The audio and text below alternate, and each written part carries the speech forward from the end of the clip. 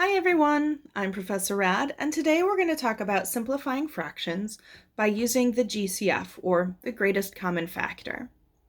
In our last video, we talked about how to identify whether a fraction was in simplest form or not, and we also explored a few different calculators and how you can enter fractions and see if they're simplified.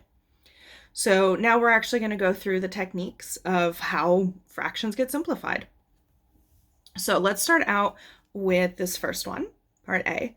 What we're going to do is we're going to find the GCF, the greatest common factor, of both the top and the bottom. And then what we'll do after we find those is we'll divide the top and bottom by that number. So I'm going to list out 30 and 105. I'm going to find the factors for these two numbers. So I'm bringing my calculator here to help me out. Let's plop that right there. And let's find the factors of 30 first. So I know 1 and 30 for sure are factors of 30. And then let's just start dividing. So 30 divided by 2 is 15. 30 divided by 3 is 10. 30 divided by 4 is 7.5, so 4 is not a factor.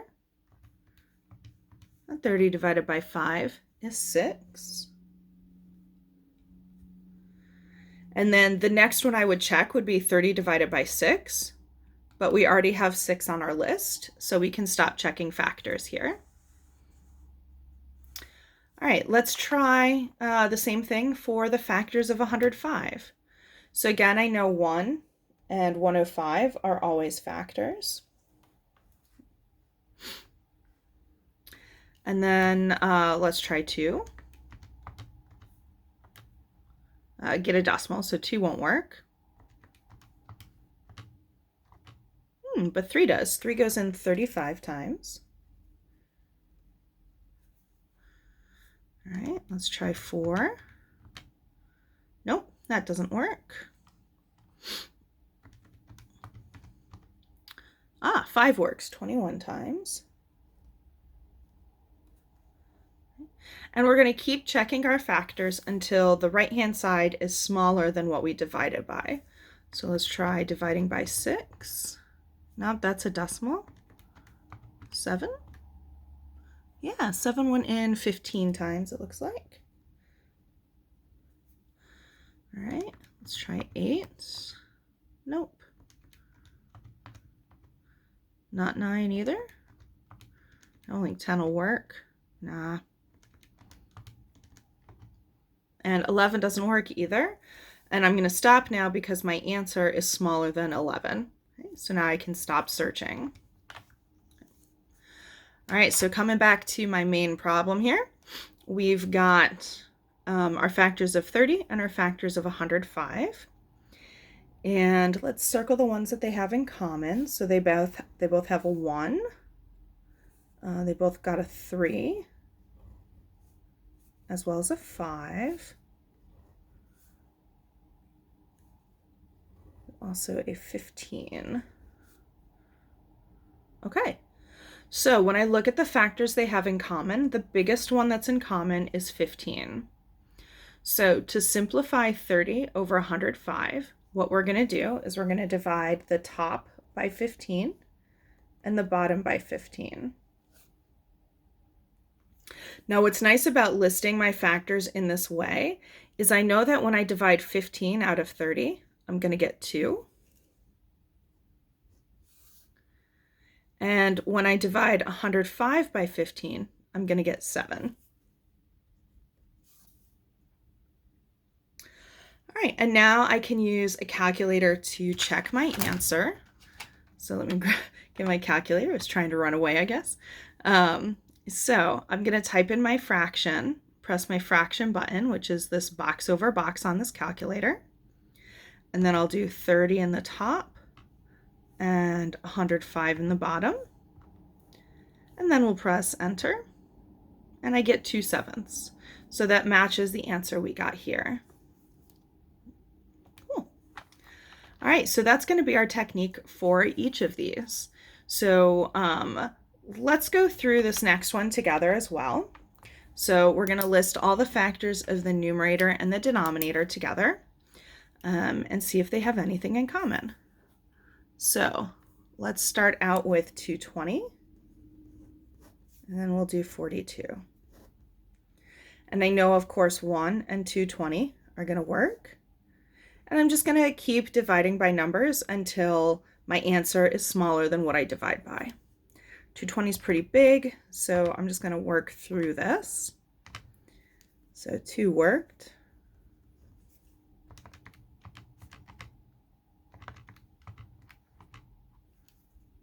4.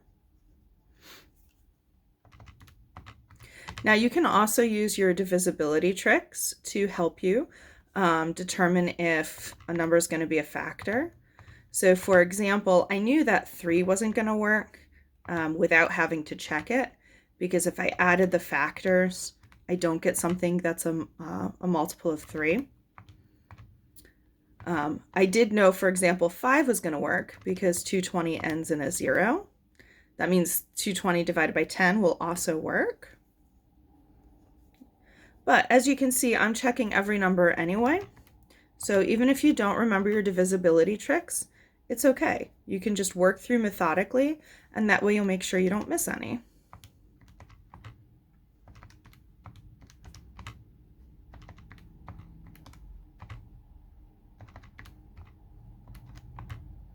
Okay, and now I'm going to stop because my answer is smaller than what I divided by. So as suspected, 220 had a bunch of factors. So now we'll try 42. So 1 and 42. I know 2 is going to work because it's even, and we're right.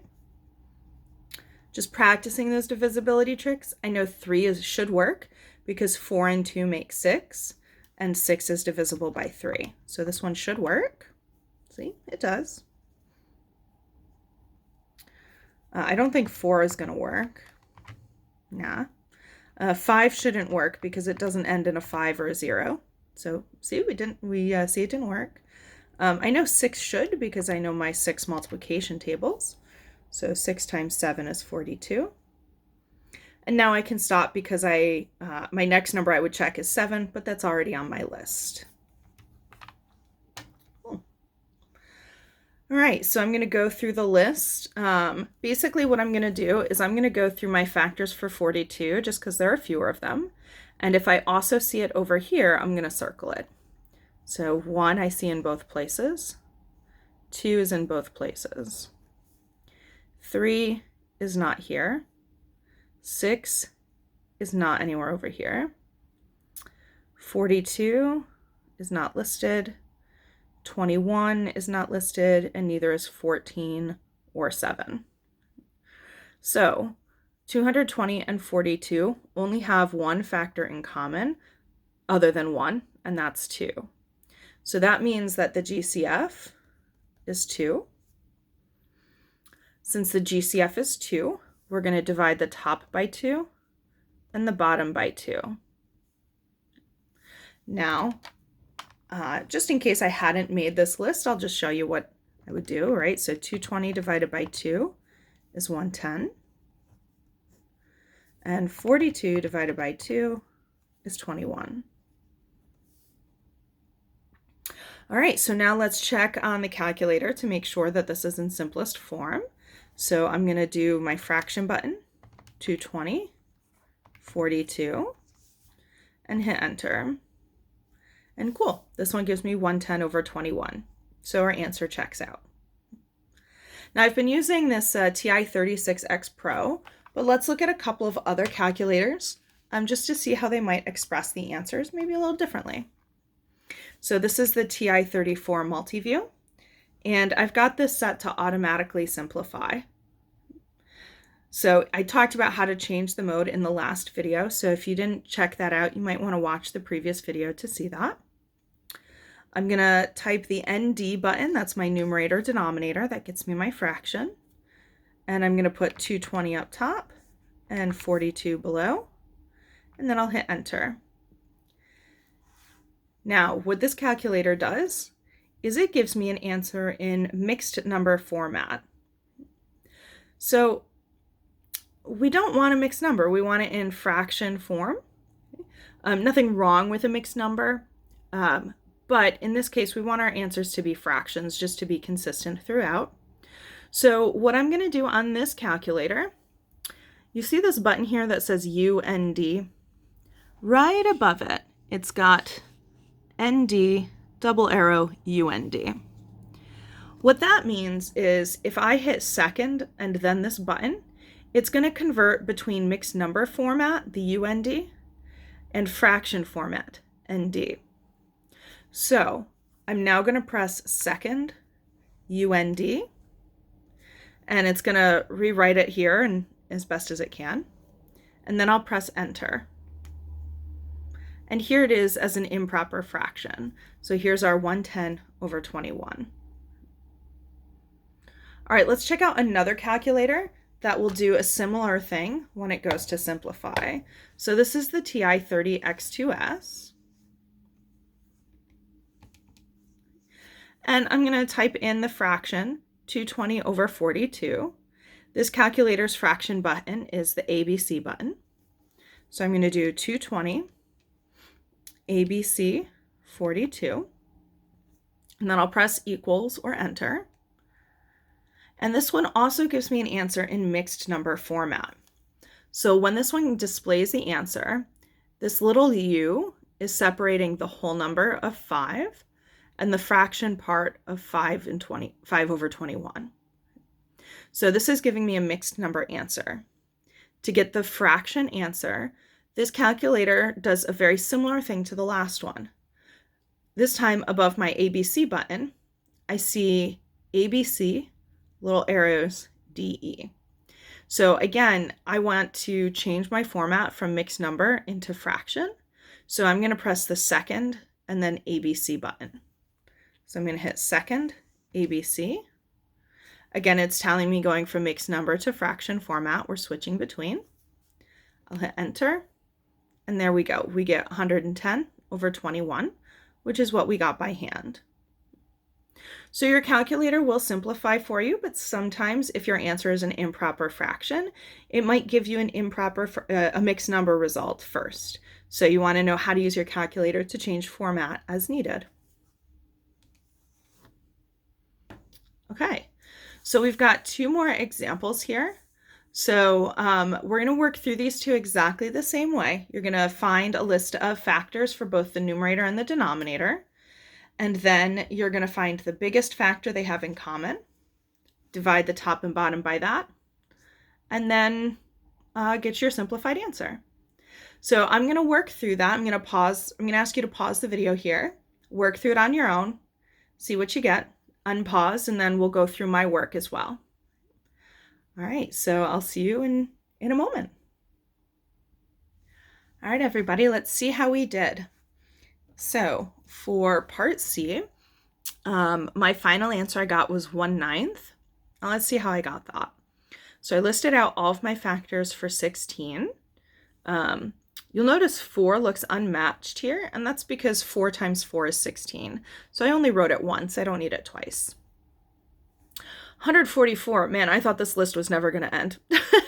So I made this nice long list, and when I compared it against 16, I thought something interesting happened. So all of the numbers that were factors of 16 are also factors of 144, including 16 itself. So that means that 16 was the greatest common factor. So that's what I divided the top and the bottom by. When I divided the top and the bottom by 16, 16 divided by 16 is 1. And 144 divided by 16 is 9. So that's how I got 1/9 in the end. When I worked through part D, a similar kind of thing happened, but this time all of the numbers that were factors of the bottom also wound out being factors of the top. So I have all my factors of 114 and all my factors of 57. And I saw that 57 was on both lists. So 57 was the GCF. So I divided the top and bottom by 57. That gave me a 2 up top and a 1 below. Now, whenever you have a 1 in the denominator, remember back when we defined fractions, they're ratios, and we're using the quotient format. Quotient means divide. So if I do 2 divided by 1, I get 2. What this means is that we have a fraction here that's secretly a whole number of 2. So if you have a 1 in the denominator, you're not going to write it when you write it in simplest form. I think of this because like the 2 is trying to balance on the 1 and it can't because the 1 is so like thin that it's shaky. So it just plops over into 2. That's different from over here though. So here we have 1/9, and in this case, the 1 is in the numerator, and so we need it there. So our object is cut up into 9 equal-sized pieces, and only one of them is filled in. All right, so to get some practice using this method, I have some problems for you to try out. So go ahead and simplify each of these fractions and see how you do. In our next video, we're going to use this like division technique to simplify some fractions, but instead of using the greatest common factor, we're going to use a slightly different approach, which you may or may not like better. So if you like the greatest common factor method, feel free to keep on using it. But if you want to explore some alternate techniques, we're going to try a new one in the next video. So have a great day, and I'll see you next time.